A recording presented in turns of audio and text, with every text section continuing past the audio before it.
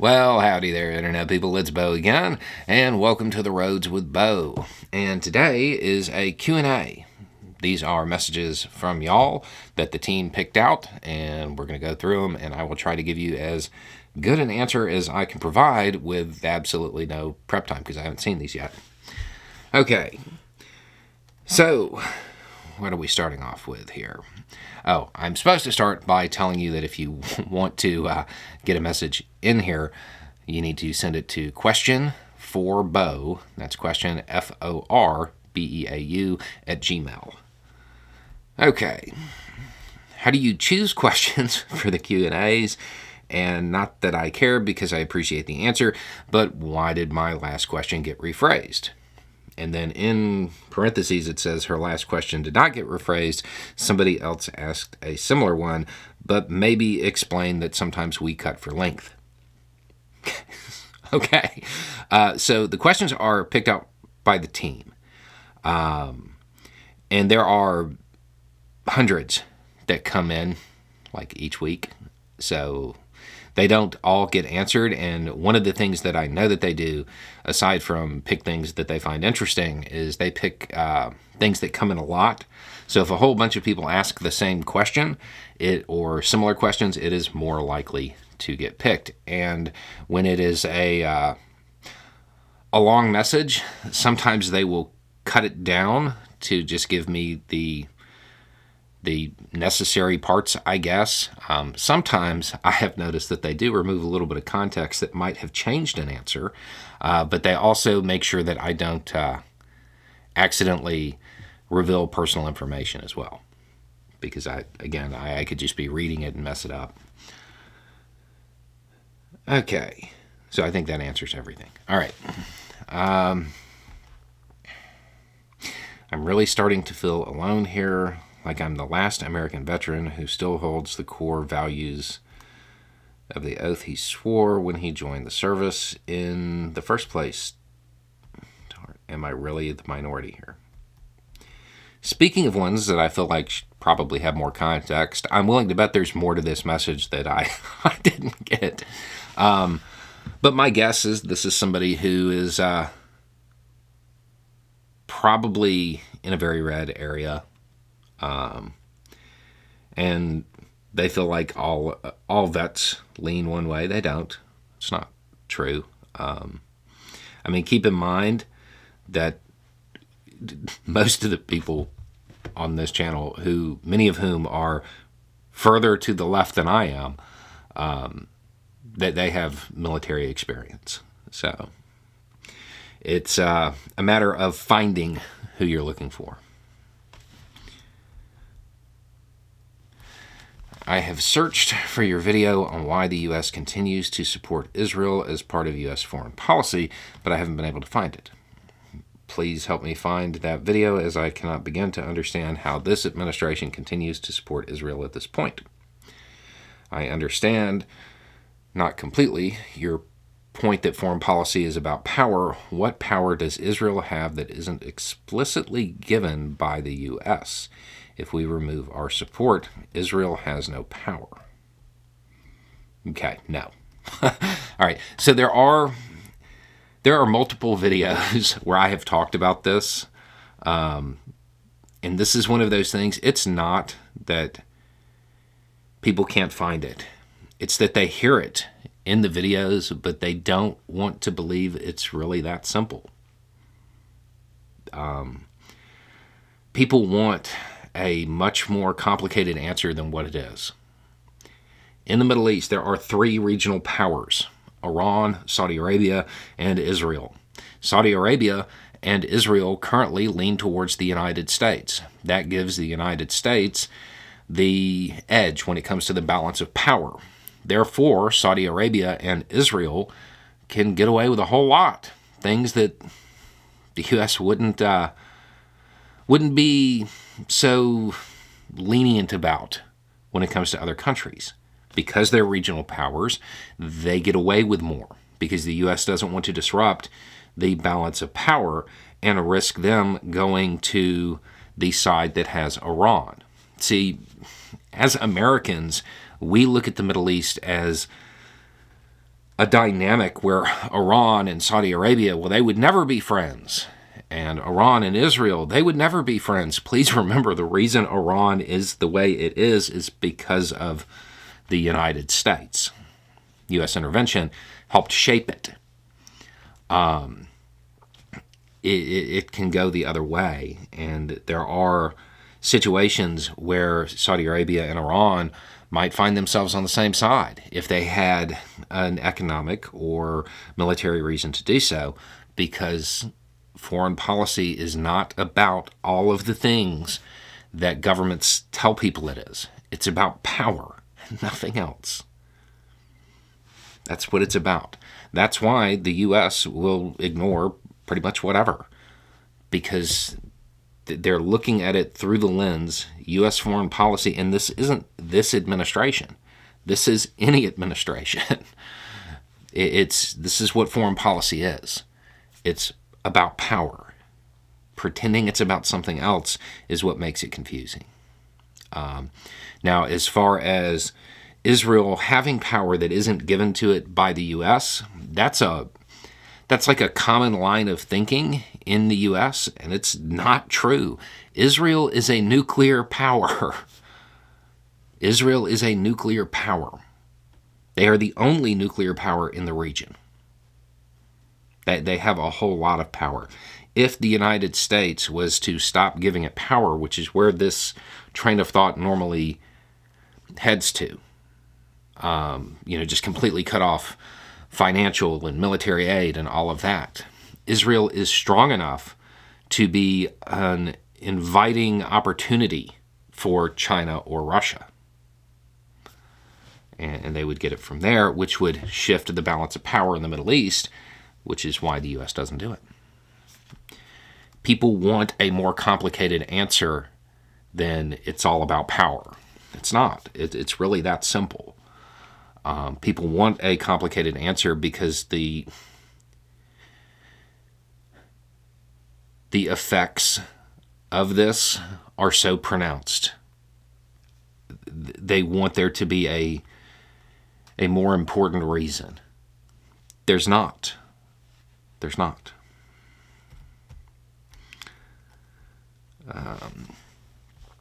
Okay. I keep emailing you to please make a video on what is happening with Willis.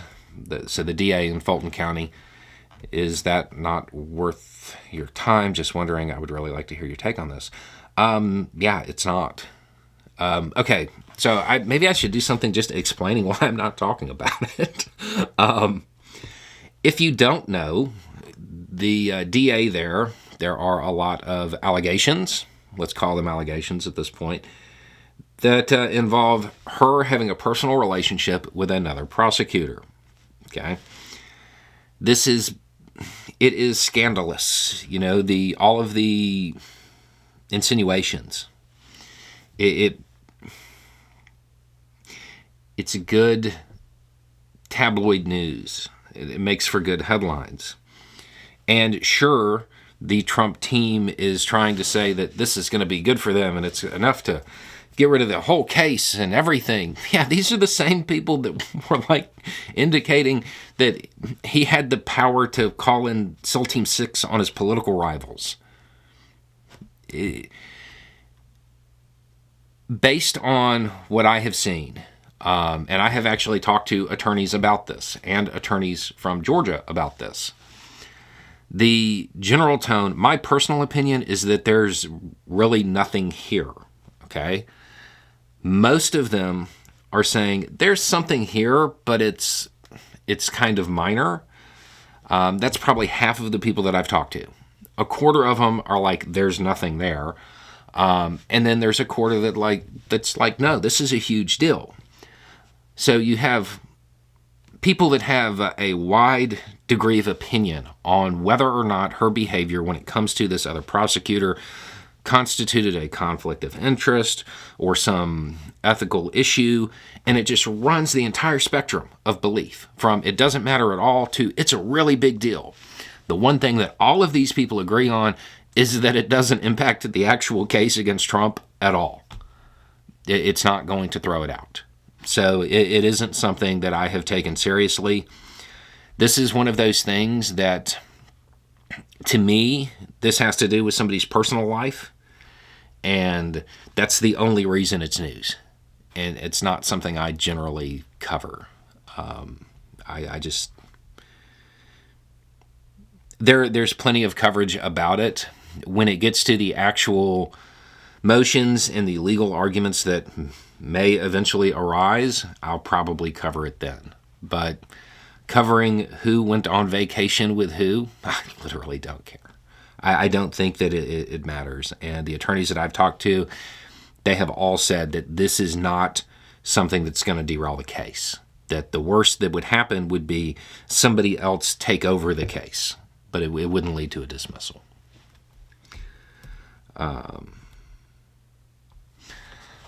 Why do you think Republicans are more likely to say the economy is bad than Democrats? Now, I mean, the obvious answer is that they're in polling, they're saying what they want the polling to say. So they're saying the economy is bad because they want to blame Biden. I think the more likely answer is that to them it is worse. Most Republicans will live in Republican states. Out of the top 10 most poverty-stricken states in the United States, 9 of them are red states. I think it's really that simple. They have a dimmer view of it because they have a state economy that doesn't do well, because they have policies that are specifically designed to keep them down. And then they're surprised, but they'll continue to vote for it. So it is what it is. You seem to be posting a lot about Trump. The more little media I consume, it seems he might be America's answer. Do you think your prejudice is clouding your vision? No. Trump and authoritarians like him are like lead in your drinking water. There is no acceptable safe level. The other tactic, which I have seen floated, by the way, on the message boards for Republicans that are active online and what y'all are supposed to say, I know that it's out there now that you are supposed to say, hey, you're talking about Trump all the time. You're talking about Trump all the time. Yeah, he's a presidential candidate. He's news. The reason y'all have that talking point now, and that's the way you're supposed to behave, is to get people to stop talking about him. The reason is because he's a failure. They don't want people highlighting all of the ways he's failing. That's what it's about. No, there is nothing that Trump can bring to the United States in a second term that is beneficial. It's that simple. That's not bias, that's statement of fact. Okay.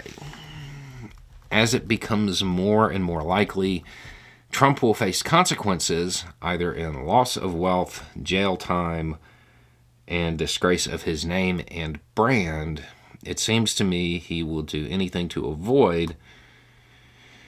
There are many people in the USA who believe everything that he says and will be violent on his orders. We have seen it before on Jan 6th.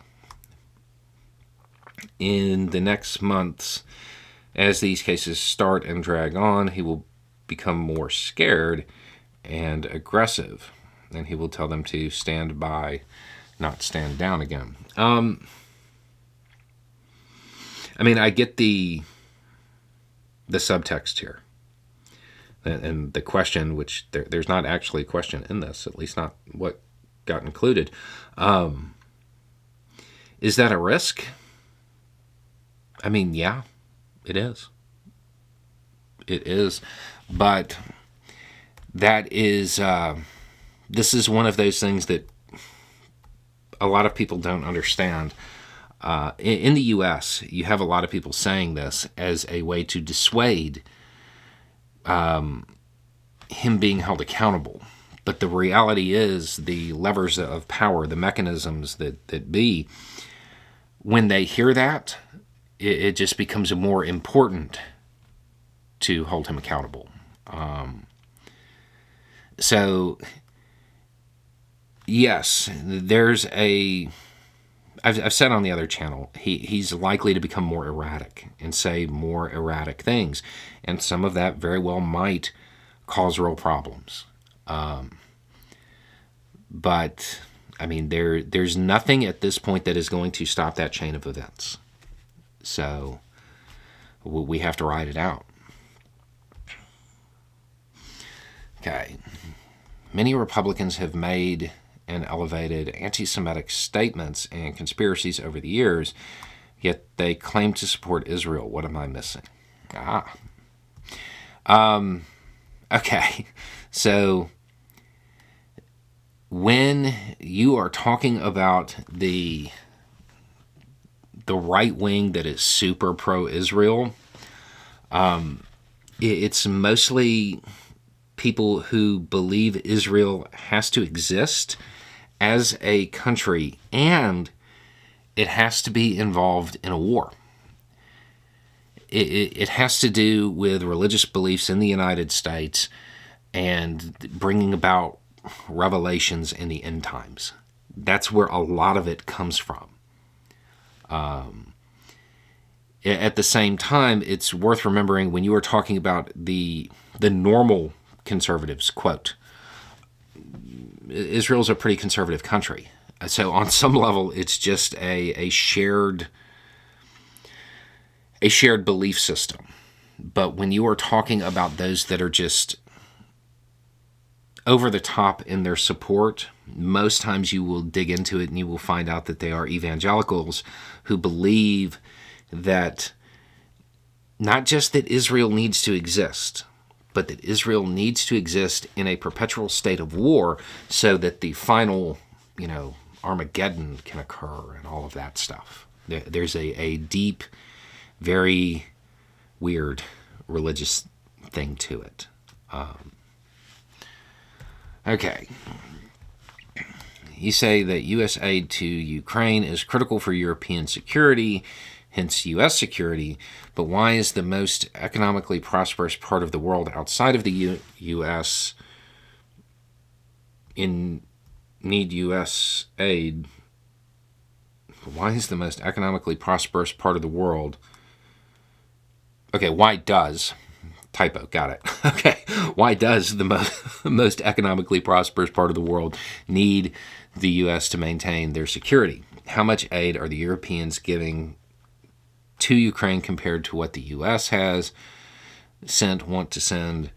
I don't want to sound like a MAGA America First person, but I'm genuinely curious about why Europe can't provide sufficient aid to their next door neighbor and needs our help.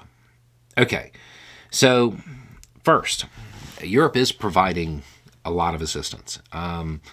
Like right now, the U.S. is trying to get through a $60 billion aid package. The EU got through a $50 billion aid package. I do not have a running total of what Europe has provided and what the U.S. has provided.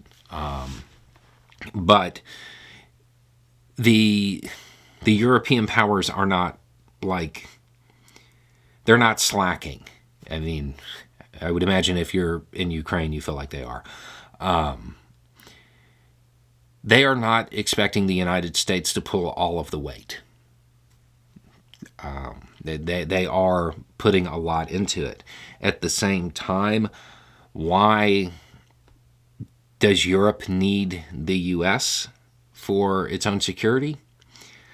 That goes both ways. First, think of it like this. I have a friend, and this friend works on cars, really knows how to work on cars, and they have all the tools, any possible tool you would need to work on a car. And I'm talking about specialized stuff. They have it all. I don't need to buy it. I can use theirs. Okay? There's a little bit of that at play with Europe. But at the same time, meaning that the U.S. has this massive military, Europe doesn't need to buy one as well. At the same time, European security is American security because if European security fails and a hostile power, an adversarial nation, was to gain control over what you described as the most economically prosperous part of the world outside of the United States, what does that mean for the U.S.? It's one of those things when it comes to Europe, because of the amount of power coupons they have, being economically prosperous and foreign policy being about power, the United States wants to keep Europe allied to it because it helps the U.S. maintain dominance in that way. If another country that perceives itself to be a near peer gets a bigger foothold in Europe and starts to whittle it away, it chips away at U.S. dominance as well. And that's not something the U.S. would want. Now, it's worth noting that Russia is not a near peer. They have demonstrated that very clearly. At the same time, they have demonstrated it to the world, but they don't realize it themselves yet, which makes them pretty dangerous because they very well might pick another fight that they can't win. The fact that this is going on as long as it has demonstrates that Russia is not in the same league as the U.S. or China. But Russia doesn't know that. And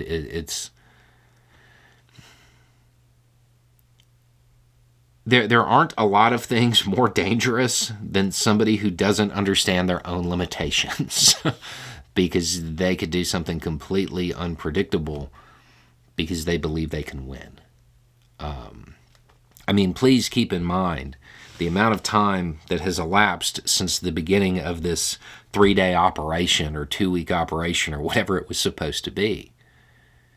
The fact that Russia, a country that wants to be seen as a world power, has not been able to take Ukraine is an utter humiliation. Again, they still haven't got to the hard part. They weren't able to actually take the territory. And that shouldn't have occurred. But Russia still wants to cast the image that they're the Soviet Union, that they are as capable as the Soviet Union was. They're not. And that means that they very well might hit another country. They might try to move into another country. More importantly, they might try to hit a country that is NATO aligned. So it's a real risk. Okay. I'm just wondering what your thoughts on the threat level of dominionists. Okay, so for those who don't know, there is and this really gets into it too, this is kind of cool, but it's also way too long to read. Okay, so there is a subset of the religious right in the United States who believe that their political views and their religious views, that they should use the power of the state to enforce their religious views. And I know there's a whole bunch of people right now going, that's all Republicans. No, these people are creepy about it. Even more so than your run-of-the-mill Republicans who are trying to use the state to enforce their religious views. They go to a whole new level with it. And the real question here is, are they a threat? And can they be a threat? And the answer is yes. Particularly because the views being espoused are not politically tenable. They can't really hold those politically. It means they have to use force to achieve them. So yes, there is a pretty big risk. I don't know if it's dominionist per se. I don't know that that's the right term. There are a lot of far-right religious groups that want to use the violence of the state to enforce their religious beliefs on others. And yeah, there's a big danger there, because the positions that they hold, they're not popular. Therefore, they can't win elections. Therefore, they need to use violence to take control of the levers of power of the government. That's where the risk comes in. That's probably something that will end up turning into a video when it comes up. We're probably a few months away from that becoming a major issue that's going to be talked about. I think we're going to have to get closer to the election for that one. What do you think the correlation would be if pollsters asked, do you think you're worse off financially than you were X number of years ago? And how much money have you donated to do a Republican campaign?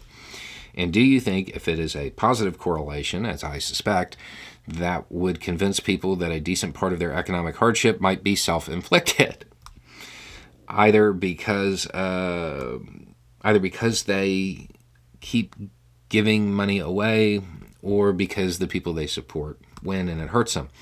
This goes to, out of the top 10 most poverty-stricken states in the United States, 9 are Republican states. And that's pretty much always like that. Republican economic policies don't do well. They sound good, but that's not how the real world works. So, I mean, would it convince them? No, it wouldn't, because you already have that information. Like, you can already point to a map and do an overlay of, here are the Republican states, here are the poverty-stricken states. Yes, it looks like it's the same map.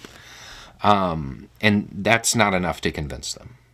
So, I mean, yes, I believe that correlation would exist. No, I don't think it would alter opinions, though. Okay. There have been times in my past when voting for a president seemed a foregone conclusion, especially since my state electorate, Washington, will always lean Democrat. I have almost always voted anyway, as there is often a local election issue that is important to me. It seems to me that this get involved, vote locally idea could be used in an effort to draw in younger folks who might not otherwise vote. How could this message be put out in a way they might hear and give a F about?